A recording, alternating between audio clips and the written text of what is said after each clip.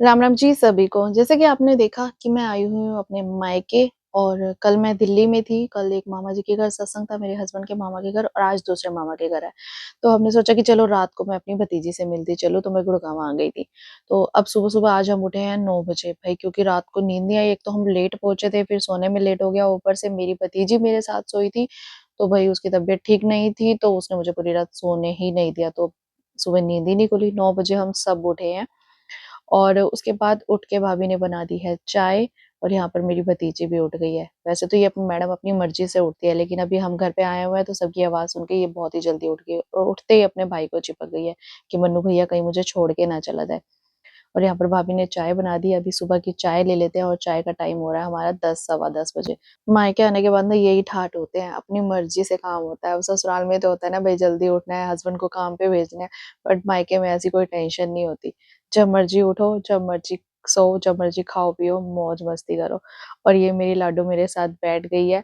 इसको पता है कि हम लोग 1 दिन के लिए आते हैं और हम इसको छोड़ के चले जाते हैं, तो बेचारी बहुत रोती है, बहुत रोती है। इसीलिए मेरे साथ चिपकी हुई है कि बुआ मुझे साथ लेके जाएगी, बट छोटी है, अभी अपनी मम्मी के बिना कहीं जाती भी नहीं है, बट इसको जाना भी होता है तो मम्मी को साथ लेके जाना होता है कि बुआ के साथ चलो लेकिन मम्मी भी साथ चले। और यहाँ पे लगे हुए हैं मिस्त्री।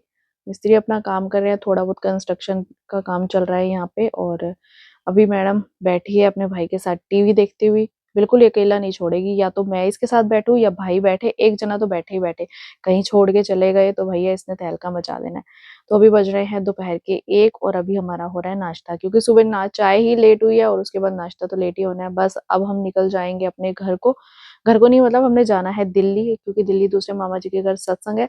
हम लोग निकलने ही वाले थे लेकिन फ़ोन आ गया ऑलरेडी कि आप लोग आराम से आना, क्योंकि जिनके घर सत्संग है ना, भई उनके घर लाइट नहीं है।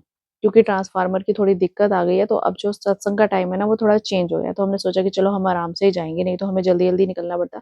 तो यहाँ पर मैं थोड़ी बहुत रेडी हो गई हूँ, अभी थोड़ी बहुत रहती हूँ। मतलब आपको पता है लेडीज़ का तैयार होना कितना ज़्यादा देर लगती है। हस्बैंड तैयार होके बैठे हैं, तो यहाँ पे भाई ले आया था बिरयानी, तो पहले हम बिरयानी खाने लगे, उसके बाद हम तैयार होने लगे। वैसे तो आज एकादशी थी, हमें ध्यान ही नहीं रहा। जब खा लिया तो भाभी को ध्यान आया कि आज तो एकादशी थी, पर वही भूल-चूक माफ़ करेंगे भगवान जी। और यहाँ पर ये देखो मैडम, इसको हमारे साथ जाना भी है, लेकिन इसको अपनी मम्मी को भी नहीं छोड़ना है और इसको हमारे साथ भी जाना है।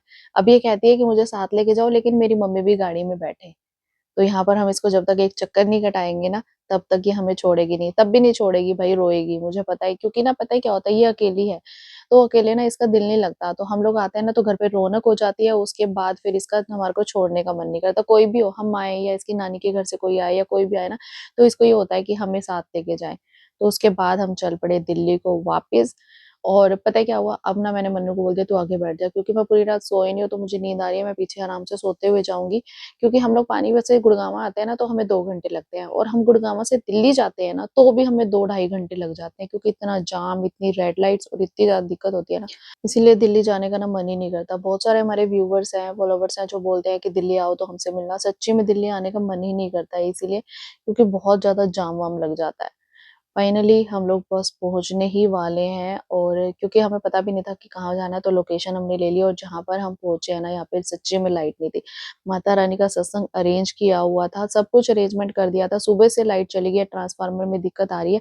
यहाँ पर जितने भी घर हैं ना, सभी घरों में अंधेरा हो गया है, क्योंकि इन्वर्टर भी कितनी देर चलेगा। यहाँ पर मामी जी वेट कर रहे हैं नीचे बैठ के, क्योंकि लिफ्ट के बिना ये जा नहीं सकते हैं, क्योंकि थोड़ी-सी तबीयत खराब रहती है, घुटनों में दर्द है इनके, तो वेट कर रहे हैं कि लाइट आएगी तो हम जाएँगे ऊपर। तो आधे पौने घंटे से ये नीचे ही बैठे हैं और लाइट आने का नाम नहीं ले रही है। लेकिन हमने सोचा कि चलो हम चलते हैं ऊपर, क्योंकि हम जहाँ से जा रहे हैं ना, स्टेयर्स में भी पूरा अंधेरा है। ये सोसाइटीज़ जो होती है ना, तो इसमें ना थोड़ा अंधेरा-अंधेरा सा ज़्यादा रहता है। लेकिन सोचो यार, जिनके घर में फंक्शन रखा होता है, गेस्ट आ रहे होते हैं, लाइट नहीं होती, तो कितनी मतलब ये हो जाता है कि मैं कैसे अटेंड करूँ, सब कुछ है। क्योंकि बहुत परेशानी हो जाती है ना हर चीज़ की, हर चीज़ का अरेंजमेंट कर रखा होता है और बंदे ने लाइट नहीं, अंधेरे में कुछ समझ भी नहीं आता कि क्या करें। फिर हम लोग चल पड़े ऊपर, जहाँ पर हमें जाना है फ्लैट में, मतलब जिनके घर जाना है। रास्ता तो नहीं था, लेकिन मोबाइल की टॉर्च जला दी और पहुँच गए हम वहाँ जहाँ पर सत्संग था। तो अभी जो है इमरजेंसी वाली लाइट जल रही है, बट फिर भी बाहर सीढ़ियों में हर जगह पे बहुत अंधेरा है। और जो मामी जी वेट कर रहे थे ना कि वो भी धीरे-धीरे से चल के आ रहे हैं, क्योंकि 1 घंटा नीचे वेट करने के बाद बंदा सोचता है कि इतनी दूर से मैं चल के आई हूँ, तो फिर मामी जी बोले कि चलो धीरे-धीरे, धीरे-धीरे मैं चलती हूँ और पहुँचती हूँ माता की चौकी में, कहीं माता की चौकी ना खत्म हो जाए। लेकिन हम यहाँ पहुँचे हैं तो स्टार्ट ही नहीं हुआ था कुछ भी। 3 बजे से टाइम था, 3 से 4 का कर दिया, लेकिन 4 बजे भी स्टार्ट नहीं हुआ था क्योंकि लाइट की प्रॉब्लम हो रही थी हर जगह पे और अभी सारे गेस्ट आए भी नहीं थे, मतलब धीरे-धीरे सब लोग आ रहे थे।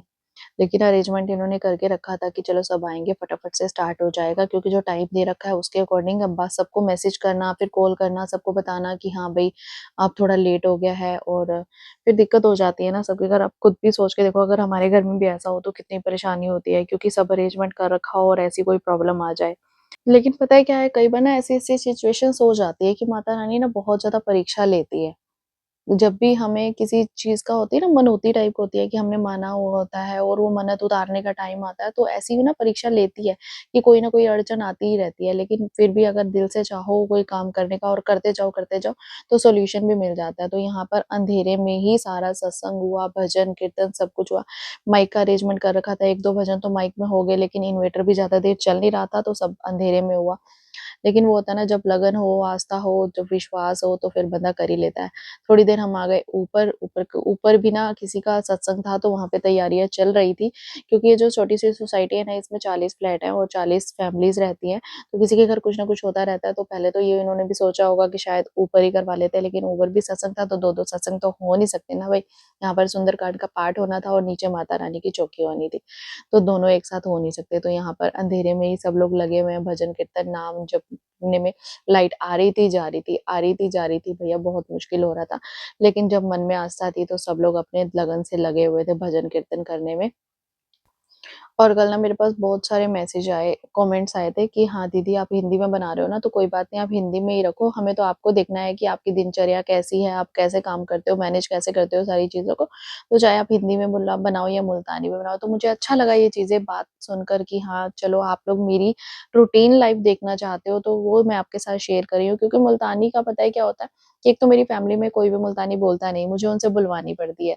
और मुझे हर चीज़ की ओवर वॉइस ही करनी पड़ती है। सेकंडली मेरा खुद का टोन इतना ज़्यादा बिगड़ता जा रहा है ना कि अगर मुझे प्रोफेशनली भी कहीं पे बात करनी है तो मुल्तानी ही निकल जाती है, तो वो थोड़ा-सा ना अजीब भी लगता है। मैं ये नहीं कहती कि लैंग्वेज बुरी है, लैंग्वेज बहुत अच्छी है, थोड़ी-सी मीठी भी है, अच्छी भी लगती है और बहुत से लोग पसंद भी कर रहे हैं, मुझे पहचान भी इसी से मिली है। लेकिन क्या होता है ना कि काफ़ी जगह पे हम प्रोफेशनली बात करते हैं, तो फिर लेकिन ना मेरा मिक्स हो जाता है, क्योंकि अब ज़ुबान पर चढ़ चुकी है।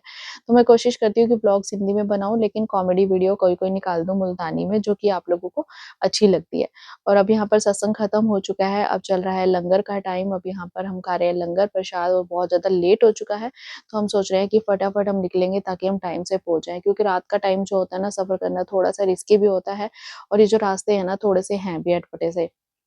और रात को ना नींद भी बहुत आने लग जाती है पहले ही मुझे, और मैं आगे बैठ गई और मुझे नींद आ गई ना, तो इनको भी नींद आने लग जाएगी। तो मैं कोशिश ये करती हूँ कि बोलती जाऊँ ताकि मेरे को नींद ना आए और इनको भी नींद ना आए।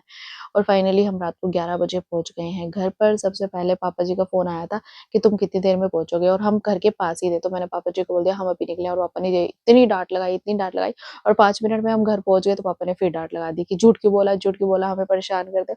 मतलब कभी-कभी मज़ा आता है ना ऐसे छेड़ा-छाड़ी करने में। तो चलो जी, अब करते हैं हम आराम, क्योंकि बहुत ज़्यादा थक गए हैं, और आपको मेरी राम-राम।